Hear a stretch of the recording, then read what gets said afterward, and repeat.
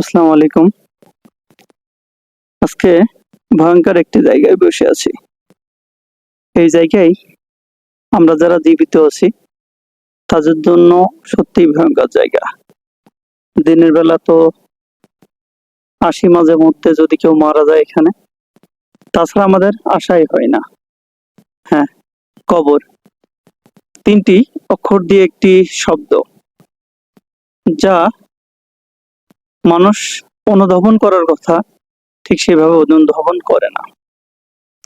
প্রত্যেকটা মানুষকেই এই কবরের দেখা দিতে হবে। এখানে শুতেই হবে, এর বিকল্প নাই।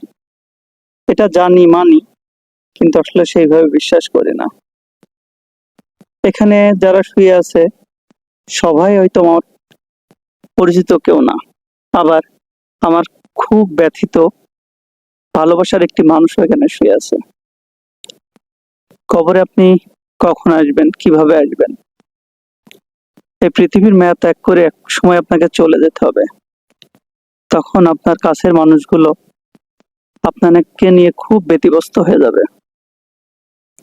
আপনাকে কখন দাফন করা হবে, কখন জানাজা দেওয়া হবে, এই নিয়েই তাদের ব্যস্ততার শেষ থাকবে না। আর ফোন মারফত বা যে কোনো মারফত যখন সংবাদ পৌঁছে যাবে যে আপনি আর এই পৃথিবীতে নাই, তখন কেউ কিন্তু আপনার নামও ধরবে না। তখন বলবে লাশ কখন বাসায় আসবে, লাশের জানাজা কখন হবে, দাফন ক্রিয়াটা কখন সম্পন্ন হবে। ব্যস্ততা মানুষ এমন ভাবেই দেখাবে যে বলবে জানাজার টাইমটা একটু আগিয়ে দেন, জানাজা শেষ করে আমাদের পৃথিবীর যে জীবনের ব্যস্ততম কাজ আছে সেই কাজগুলো করতে যাব। আবার কেউ কেউ বলবে যে না, দেখা শেষ, এখন একটু চলে যাই, জানাজা যে কেউ পড়ালেই হয়তো হয়ে যাবে। আপনার ব্যথায় ব্যথিত পরিবারের লোকজন সেদিন হয়তো আপনাকে ছেড়ে যাবে না, কিন্তু তারাও খুব ব্যতিব্যস্ত হয়ে যাবে আপনাকে গোরস্থানে রাখার জন্য, যেখানে আপনার সাথে আর কেউ কোনোদিন কথা বলতে পারবে না, আপনি চাইলেও কথা বলতে পারবেন না। এখানে যে মানুষগুলো শুয়ে আছে তারা আজকে হয়তো আমার সাথে কথা বলছে না, বা তার পরিবারের প্রিয়জনদের সাথে কথা বলছে না। প্রিয়জনরা তাদেরকে রেখে চলে গেছে। হয়তো তার সন্তান, হয়তো কাছের কেউ মাঝে মধ্যে আসে, কবরের পাশে এক বিন্দু দাঁড়িয়ে দোয়া দরুদ করে কবরটা জিয়ারত করে আবার চলে যায়।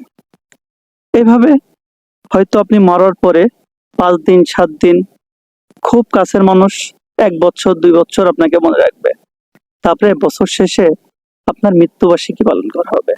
একটা সময় হয়তো সেই প্রজন্ম শেষ হলে অলরেডি আপনাকে ভুলেই যাবে। যেমন ভাবে আজ থেকে হাজার হাজার বছর আগে যারা মারা গেছে তাদেরকেও কিন্তু আমরা ভুলে গেছি, আমাদের পূর্বপুরুষকে ভুলে গেছি। আমি আমার দাদার কথা হয়তো মনে আছে, বা আমার পরিবারের যে সদস্যগণগুলো মারা গিয়েছে তাদের কথা মনে পড়ছি, আমার সন্তানেরা সেটি মনে নাও করতে পারে। পৃথিবীর এই জীবনে আমরা এতটাই ব্যস্ত যে পরকালকে আমরা সম্পূর্ণরূপে ভুলে গেছি। যেদিন মারা যাবেন ওই দিন বাঁশ কাটা হবে, কেউ গোরস্থান কাটতে ব্যস্ত হয়ে যাবে, কাছের লোকরা খুব কান্নাকাটি করবে। আপনাকে দাফন করানোর পরে সবাই এক লোকমা খাবারও খাবে, দিন শেষে আপনাকেও ভুলে যাবে। তো এই গোরস্থানে কেউ কিন্তু সচরাচর আসতে চায় না, ভয় পায়। আসলে একটি ভয়ের জায়গা না, অনন্তকাল যেখানে আপনাকে থাকতে হবে সেই জায়গা, যেখানে আপনি ভালো কর্মের মাধ্যমে গোরস্থানে যাওয়ার সাথে সাথেই 3টি প্রশ্নের সম্মুখীন হবেন। আপনার দিন কি, আপনার রব কে, আপনার নবী কে ছিল। এই প্রশ্ন সহ যদি আপনার ঈমান আমল ঠিক থাকে তাইলে অনন্তকালের জন্য ঘুমিয়ে যাবেন, এমন ঘুম যে সকালে উঠে বললেন না অনেক সময় আজকে রাত্রের ঘুমটা খুব সুন্দর ছিল, বৃষ্টি হয়েছিল, সেই রকম। আর যদি আপনার কর্ম ভালো না হয়, আপনার 5 ওয়াক্ত নামাজ ঠিক না থাকে, তাহলে আপনার ওই দিন থেকেই শুরু হয়ে যাবে অসীম যন্ত্রণা। যে একটি সাপকে দেখলে আমরা দৌড়ে পালাই, সেরকম হাজারো সাপ এসে আপনাকে দংশন দিবে। অন্ধকার জগতে আপনাকে ফেলে রেখে চলে যাবে। কেউ থাকবে না চিৎকার চেঁচামেচি করার পরেও কেউ আসবে না। সত্যি একটু চোখ বন্ধ করে ভাবেন তো, কত না কঠিন এই কবর জীবন। আমরা কি শিক্ষা নেই? একজন মানুষকে জানাজা করানোর পরে কবরে ফেলে রেখে চলে যাই, তারপরে কি আমাদের মনে থাকে যে আমিও কবরে যাব? আমার একটা প্রস্তুতি দরকার আছে, পৃথিবীর জীবনের মায়া ত্যাগ করার দরকার আছে, আমার নবী এবং আল্লাহর বিধান মতন চলার দরকার আছে। আহ্বান জানাচ্ছি, আপনারা প্রস্তুতি নিন। এই জীবন জীবন নয়, কবরের জীবনে আসল জীবন। তো এই জীবনের এই মাত্র 60 থেকে 70 বছর ছেড়ে দিই, পরকালের জীবনের জন্য কাজ করি। ভিক্ষাকে আল্লাহ অপছন্দ করলেও সেটা কিন্তু